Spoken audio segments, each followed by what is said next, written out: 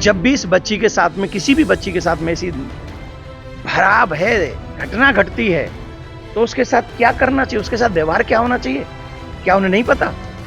और अगर वो ऐसो नहीं संभाल सकती है तो मैं सीधे सीधे कहता हूं, जिन लोगों को ये लगता है कि हम अपने प्रदेश को संभालने में और ऐसी घटनाएं घटने से रोकने में असमर्थ हैं, तो उन लोगों को अपना इस्तीफा दे देना चाहिए। और इसमें राज्यपाल को भी और राष्ट्रपति साहब को भी सोचना चाहिए कि हम अपनी बच्चियों को कैसे सुरक्षित कर सकते हैं। पढ़ी लिखी जगह है ना हॉस्पिटल, अगर वहीं डॉक्टर सुरक्षित नहीं है तो आम जनता का वहां क्या होगा? देखिए, सुप्रीम कोर्ट भी ये कह रहा है कि जो डॉक्टरों के साथ हो रहा है वो ठीक नहीं हो रहा है। सबको अपनी बात रखने का अधिकार है और किसी भी प्रदेश में अगर स्त्रियां सुरक्षित नहीं है, बच्चियां सुरक्षित नहीं है, तो वो किसको कहेंगे कि सरकार अच्छा काम कर रही है? मैं इसीलिए हमेशा कहता हूं कि कम से कम 50-55 धर्माचार्य सदन में होने चाहिए, जिससे उचित और अनुचित का निर्णय सही ढंग से कर सके।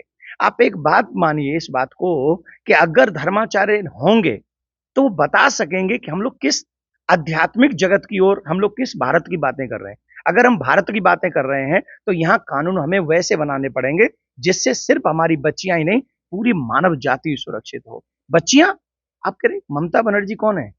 एक स्त्री है, एक देवी है, एक स्त्री शरीर में है, और स्त्री शरीर में होते हुए क्या उन्हें नहीं पता कि जब भी इस बच्ची के साथ में किसी भी बच्ची के साथ में ऐसी खराब है घटना घटती है तो उसके साथ क्या करना चाहिए, उसके साथ व्यवहार क्या होना चाहिए, क्या उन्हें नहीं पता? और अगर वो ऐसो नहीं संभाल सकती है तो मैं सीधे सीधे कहता हूं, जिन लोगों को ये लगता है कि हम अपने प्रदेश को संभालने में और ऐसी घटनाएं घटने से रोकने में असमर्थ हैं, तो उन लोगों को अपना इस्तीफा दे देना चाहिए। और इसमें राज्यपाल को भी और राष्ट्रपति साहब को भी सोचना चाहिए कि हम अपनी बच्चियों को कैसे सुरक्षित कर सकते हैं। पढ़ी लिखी जगह है ना हॉस्पिटल, अगर वहीं डॉक्टर सुरक्षित नहीं है तो आम जनता का वहां क्या होगा? बंगाल में और सनातनियों का क्या हो रहा है? क्या बांग्लादेश से हम लोग अभी शिक्षा नहीं ले रहे हैं? अगर बांग्लादेश से अभी शिक्षा नहीं ले रहे हैं तो हमको पछताना पड़ेगा। फिर एक बार देश की जनता को मैं कह रहा हूं, फिर एक बार मैं सभी जितने भी शासक हैं उनसे कह रहा हूं, कम से कम 50-55 धर्माचार्यों को सदन में आने दीजिए और उनको लाकर सही मायने में कैसे चारित्रिक उत्थान व्यक्ति का होगा, उसके बाद देश का विकास होगा, सही मायने में उसी को विकास कहा जाएगा। महाराज जी, विपक्ष जो है कह रहा है मुद्दे को वो हवा दी जा रही है, घटनाएं तो और भी होती है लेकिन उसके ऊपर चर्चा नहीं होती है। मैं ये कह रहा हूं, घटना कहीं भी घटे, अगर स्त्री के साथ, कन्या के साथ, लेडीज के साथ घटना कहीं भी घटती है, अब वहां सुप्रीम कोर्ट कह रहा है कि एफआईआर करने में देरी हुई। क्यों होती है एफआईआर लिखने में देरी? किस लिए होती है? और क्यों कहा जा रहा था? मैंने तो अभी आके सुना है, मैं कनाडा में था, कनाडा में एक बच्ची ने मुझसे कहा कि आप यहां प्रवचन कर रहे हो, आपके देश में क्या हो रहा है? आपके देश में उस बच्ची को क्या जवाब दूं? जब ऐसी घटनाएं घटती है ना तो वो प्रदेश नहीं पूछती, वो मुख्यमंत्री नहीं पूछती, वो पूछती है कि भारत में ऐसा क्यों हो रहा है।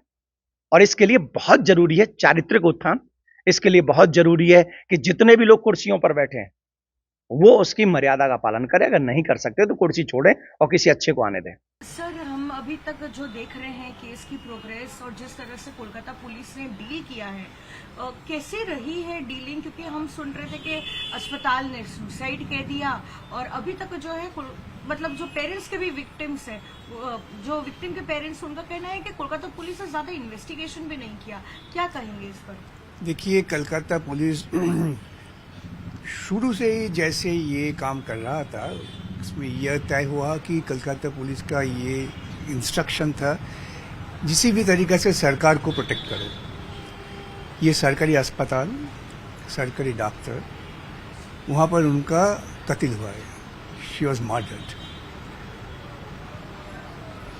लेकिन जो कदम तुरंत उठाना चाहिए था अथॉरिटी की तरफ से, ये हुआ नहीं। पहले से ऐसे हुआ कि वो चाहते थे कि छुपाने के लिए। सुबह घर में फ़ोन किया, आपका बच्चा तबीयत ठीक नहीं है। जिन्होंने पेरेंट्स ने पूछा क्या हुआ बताइए, आधा घंटा में सुपरिटेंडेंट, असिस्टेंट सुपरिटेंडेंट हॉस्पिटल वो फ़ोन करके बताते कि आपका बच्चा खुदकुशी कर लिया। अरे भाई, तू तो डॉक्टर हो, जब तुमने देखा डेड बॉडी ऐसे है तो तुम क्या ज़रूरत था सुसाइड स्टोरी बनाने के लिए? इससे ये तय होता है कि शुरू से ही पुलिस का ये मतलब था किसी ना किसी प्रकार से ये सरकार को जरा रक्षा देना। इसीलिए जो स्टूडेंट्स कम्युनिटी है, hospital intern, students youth organisation, सब बिल्कुल विक्षुब्ध हो गए and they went on demonstrating and that's the issue now it has taken all India colour. Sir, जब भी कोई रेप जैसी घटना घटती है तो राज्य सरकार जो है वो कॉम्पेंसेशन देती है, तो यहाँ पर भी जब उन्होंने कॉम्पेंसेशन देने की कोशिश किया, जो डॉक्टर के पेरेंट्स उन्होंने कहा है कि वो एक्सेप्ट नहीं करेंगे, तो क्या लगता है आपको इस पर? देखिए, कॉम्पेंसेशन देने के भी सही तरीका है, सारी टाइम है। कॉम्पेंसेशन देना होता है इन्वेस्टिगेशन के बाद, जब ये होता है कि ये कत्ल हुआ है, सुसाइड नहीं हुआ है। लेकिन चीफ मिनिस्टर, पहले ये चीफ मिनिस्टर का ये स्पेशलिटी है, बंगाल में जब भी कोई रेप केस हुआ है वो जाके पैसा देके, मेरा ख्याल से वो विटनेसेस का खरीद करने का कोशिश करते थे, पैसा ले लो चुप हो जाओ। ये है बंगाल का चीफ मिनिस्टर का काम करने का ढंग। ऐसे उनको प्रलोभित किया, लेकिन बच्चों लोग को पिताजी माताजी ने बताया कि हम पैसे से हमारा बच्चा का जीवन का नापेंगे। ये चीफ मिनिस्टर जो किया, गलत किया। It was an insult to the deceased family. ऊपर से आरजी करके जो प्रिंसिपल थे संदीप घोष, उन्होंने जैसे ही रेजिग्नेशन दिया 4 घंटे के अंदर ही उनको कलकत्ता नेशनल मेडिकल कॉलेज का बना दिया। वो क्या इतने इन्फ्लुएंशियल है कि इन्वेस्टिगेशन तो होता ही नहीं है उनके खिलाफ, लेकिन उनको साथ ही साथ एक दूसरा सिग्निफिकेंट पोस्ट दे दिया जाए। ये बात तो हर आदमी पूछ रहे हैं, कलकत्ता का चीफ जस्टिस वो भी पूछ रहे हैं। इतना इम्पोर्टेंट पर्सन है कि उनका खिलाफ अस्पताल नहीं चल सकते। जो सुबह सुबह इंटरव्यू देके बताया कि मैं मॉरल रिस्पॉन्सिबिलिटी लेके मैं सरकारी नौकरी छोड़ रहा हूं, लेकिन शाम को उनका अपॉइंटमेंट आ गया कि नेशनल अनदर मेडिकल कॉलेज का प्रिंसिपल। क्यों भाई? इससे ये चीफ मिनिस्टर का क्या ताल्लुक है, ये सरकार का क्या ताल्लुक है? फिर उन्होंने जो डॉक्टर्स ने एजिटेशन किया था उनको ट्रांसफर का ऑर्डर निकाल दिया। फिर भी जब हर आदमी इसका खिलाफ लड़ रहे हैं तब ये फिर विड्रॉ किया। क्या है इस सरकार का? प्रशासन चल रहा है और ये सर्कस चल रहा है। बंगाल में प्रशासन है नहीं, बिल्कुल प्रशासन है नहीं, ये सर्कस चल रहा है, ऐसे चलते हैं। सर, आप विक्टिम को रिप्रेजेंट कर रहे हैं कोर्ट में। एक कोर्ट मॉनिटर्ड सीबीआई इंक्वायरी की डिमांड की गई, जो कोर्ट ने डायरेक्शन दे भी दिया।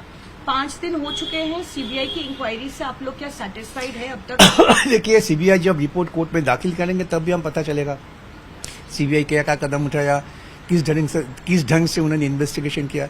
अभी तो कुछ बताना ये गलत होगा, मेरे तरफ से तो बिल्कुल गलत होगा। इसीलिए मैं इस बारे में कुछ स्पेसिफिक कमेंट नहीं करना चाहता हूँ।